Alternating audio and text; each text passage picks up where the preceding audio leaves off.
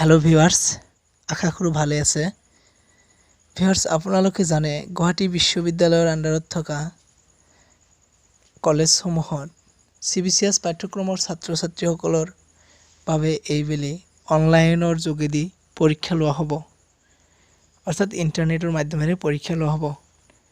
যেহেতু কোভিড-19 চলি আছে গতিকে আমি অনলাইনৰ পৰীক্ষাৰ যেটো উত্তৰ বহি আমি তৈয়াৰ কৰিম আনসাৰ শিট এই আনসাৰ শিটটো আমি কেনেদৰে পিডিএফ ফাইল হিচাপে প্ৰস্তুত কৰিব পাৰি মোবাইলৰ যোগেদি অতি সহজে এই বিষয়ে আমি আজিৰ ভিডিঅ'টোত আলোচনা কৰিবলৈ ওলাইছো তাৰ আগতে কেইটামান গুৰুত্বপূৰ্ণ কথা ক'বলৈ বিচাৰিছো ভিউয়াৰ্স পৰীক্ষাৰ দিনা গুৱাহাটী ইউনিভাৰ্সিটিৰ যেটো ওয়েবসাইট মুকলি কৰি দিয়া হ'ব আনসাৰ শিট জমা লোৱাৰ কাৰণে হেতু ওয়েবসাইটত বহু ছাত্ৰ-ছাত্ৰী বিজি থকাৰ বাবে হয়তো বহু ধৰণৰ সমস্যা হ'ব পাৰে গতিকে এই ক্ষেত্ৰতো আমি অলপ সজাগ হ'ব লাগিব যিমান সোনকালে সম্ভৱ আনসাৰ শিটটো প্ৰস্তুত কৰি আপলোড কৰি দিবলৈ চেষ্টা কৰিব লাগিব আৰু আনসাৰ শিটটো প্ৰস্তুত কৰিব লাগিব এই এনেকুৱা ধৰণৰ পিডিএফ ফাইল হিচাপে এনেকুৱা ধৰণৰ গতিকে আমি এনেকুৱা এটা পিডিএফ ফাইল কেনেদৰে প্ৰস্তুত কৰিব পাৰো এই বিষয়ে আজিৰ ভিডিঅ'টোত আলোচনা কৰিম তো বলক ভিডিঅ'টো আৰম্ভ কৰো আৰু এটা গুৰুত্বপূৰ্ণ কথা গুৱাহাটী ইউনিভাৰ্সিটিৰ নোটিফিকেশন মতে আমি যেটো আনসাৰ শিট প্ৰস্তুত কৰিম হেতু আনসাৰ শিটত 10টাতকৈ বেছি পৃষ্ঠা ব্যৱহাৰ কৰিব পাৰিম কিন্তু আমাৰ পিডিএফ ফাইলটো প্ৰস্তুত কৰোতে পিডিএফ ফাইলটোৰ আকাৰ 5 MBতকৈ বেছি হ'ব নোৱাৰিব আনহাতে কিছুমান কলেজৰ পৰা ৰিকমেন্ড কৰা হৈছে যে কেৱল সৰ্বোচ্চ 10টা পৃষ্ঠাতহে ছাত্ৰ-ছাত্ৰীসকলে উত্তৰ কৰিব লাগিব উত্তৰ লিখোতে 10টাতকৈ বেছি পৃষ্ঠা ব্যৱহাৰ কৰিব নোৱাৰিব গতিকে আমি 10টা পৃষ্ঠাতেই উত্তৰ কৰি পিডিএফ ফাইলটো প্ৰস্তুত কৰিব লাগিব এইবাৰ আহিছো কোনটো এন্ড্ৰইড এপৰ জৰিয়তে আমি পিডিএফ ফাইলটো প্ৰস্তুত কৰিব পাৰিম গুগল প্লে ষ্টৰৰ পৰা ডক্স স্ক্যানাৰ অথবা কেম স্ক্যানাৰ অথবা নোটব্লক অথবা যিকোনো স্ক্যানাৰ এপ এটা ডাউনলোড কৰিলেই হল এই ক্ষেত্ৰত মই ৰিকমেন্ড কৰিম নোটব্লক নামৰ এপটো ইনষ্টল কৰিবলৈ কাৰণ এইটো এপত পিডিএফ ফাইলটো স্ক্যান কৰোতে ফাইলটোৰ কোৱালিটিটো ভাল হয় আৰু নিজ ইচ্ছামতে পিডিএফ ফাইলৰ আকাৰ নিৰ্ধাৰণ কৰা যায় এবাৰ মোৰ মোবাইলৰ পৰা নোটব্লক এপটো মই ওপেন কৰি ললো ওপেন কৰি লোৱাৰ পিছত চাও ক্যামেৰা আইকনটোত ক্লিক কৰি দিলো ক্লিক কৰি দি মই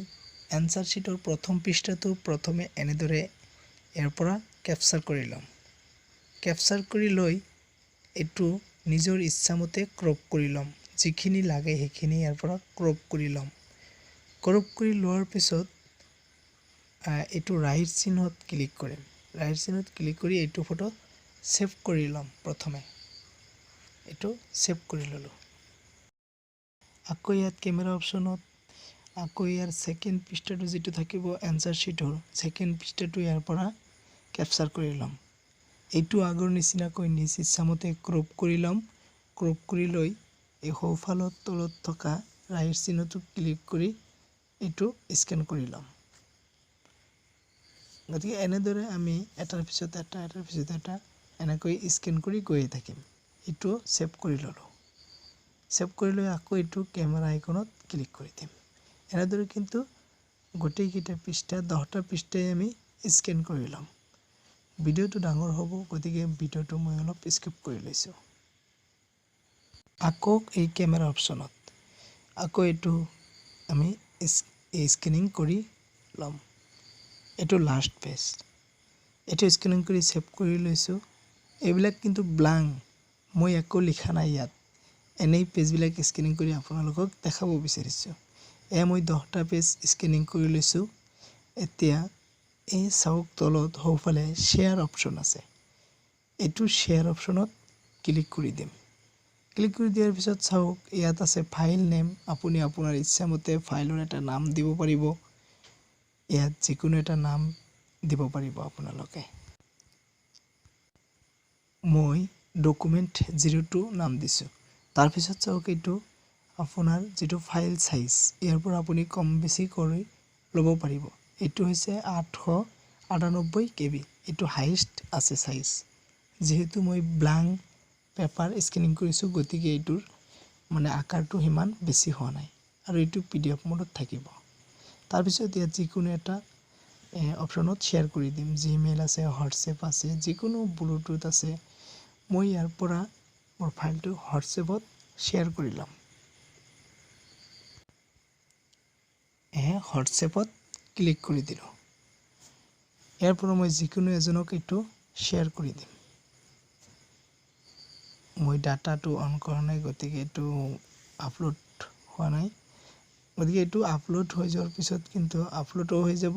আপোনাৰ বন্ধুজনক সেন্ড কৰি দিব অথবা যদি ডাইৰেক্টলি তাৰ পৰা ইমেইলত সেন্ড কৰিব বিচাৰে হেতু পাৰিব আৰু আপুনি এনেকুৱা মেমৰিত আহি আপোনাৰ ফাইলটো পাই যাব গতিকে নিশ্চয় বুজি পালে কেনেদৰে আমি পিডিএফ ফাইল এটা প্ৰস্তুত কৰিব পাৰো আশা কৰো ভিডিওটো ভাল লাগিছে যদি ভাল লাগে তেন্তে লাইক কমেন্ট আৰু শেয়াৰ কৰিবলৈ নাপাহৰিব